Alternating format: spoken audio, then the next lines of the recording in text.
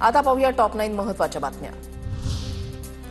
यवतमाळमधील 49,000हून अधिक लाडक्या बहिणींच्या चौकशीचे आदेश। 49,735 महिलांच्या खात्यातील व्यवहार थांबले।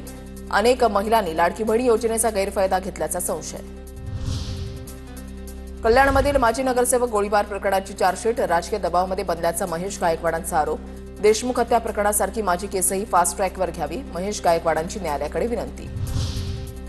नागपुरात पालिका निवडणुकांसाठी काँग्रेसकडून सर्व्हे सुरू। हायकमांडच्या आदेशानुसार पालिका निवडणुकांसाठी नियम ठरला, शहराध्यक्ष विकास ठाकरेंची माहिती।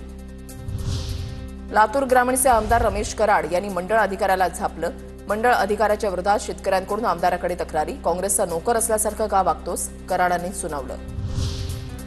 पूर्वपरवानगीशिवाय पोलीस आयुक्त देवेंद्र भारती यांची नागरिकांना भेट घेणं शक्य होणार। दर मंगळवारी पोलीस आयुक्तालयामध्ये दुपारी 3:30च्या सुमारास नागरिकांची भेट घेऊन तक्रारी सोडवणार। राज्य सरकारकडून 5 सनदी अधिकाऱ्यांच्या बदल्या। तुकाराम मुंडे यांची दिव्यांग कल्याण विभागाचे सचिव म्हणून बदली। 20 वर्षातील त्यांची ही 23वी बदली।